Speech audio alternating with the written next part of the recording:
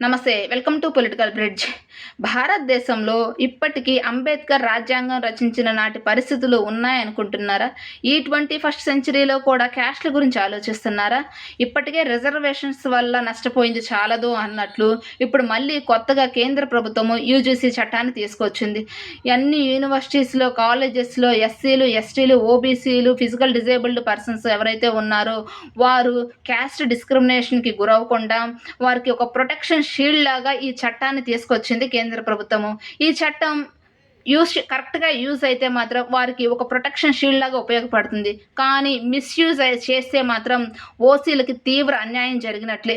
ఓసీల మెడ మీద కత్తిని వేలాడదీసినట్లే. వీరి చేతికి ఆయుధం ఇచ్చినట్లే అవుతుంది ఓసీల జీవితాలను నాశనం చేయడానికి. ఎందుకంటే ఈ చట్టాన్ని గాని మిస్‌యూజ్ అయితే మాత్రం ఎవరు రెస్పాన్సిబిలిటీ తీసుకుంటారు? అంతేకాకుండా కాలేజెస్ నుంచే క్యాస్ట్ డిస్క్రిమినేషన్ ఏమో పక్కన పెడితే క్యాస్ట్ డిఫరెన్స్ వచ్చే అవకాశం ఉంటుంది. విద్యార్థులు కూడా స్వేచ్ఛగా ఫ్రీగా మూవ్ అవ్వలేరు ఈ చట్టం గుండా. ఇక్కడ రిజర్వేషన్స్ వల్ల ఆల్రెడీ మన భారతదేశంలో అవకాశాలు తగ్గిపోతున్నాయి, టాలెంట్ ఉన్నా అని చెప్పేసి విదేశాలకు వెళ్ళిపోతున్నారు అని మన భారతదేశం మీద విమర్శలు కూడా చేస్తున్నారు. అది చాలదు అన్నట్టు ఇప్పుడు కొత్తగా ఈ చట్టాన్ని అయితే తీసుకొచ్చింది కేంద్ర ప్రభుత్వము. ఇంతేకాకుండా ఇప్పుడు ఒకవేళ ఈ చట్టం గనక అమలైతే కేంద్ర ప్రభుత్వము ఇంకొక చట్టాన్ని తీసుకురావాలి.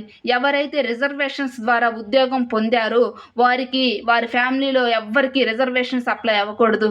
ఇక ఆ ఫ్యామిలీకి రిజర్వేషన్ అనేది సంబంధం లేకుండా ఒక చట్టాన్ని తీసుకొస్తే ఇది కూడా ఓసీలకి కొంతలో కొంత న్యాయం జరిగినట్లే. అంతేకాకుండా ఇక్కడ ఏం చేయాలంటే అసలు కేంద్ర ప్రభుత్వము అసలు ఈ చట్టాలు ఏవి కాకుండా అన్ని కులాలు, అన్ని మతాలు సమానం అని చెప్పేసి ఒక చట్టం తీసుకొస్తే నిజంగా ప్రజలందరూ ఆహ్వానిస్తారు.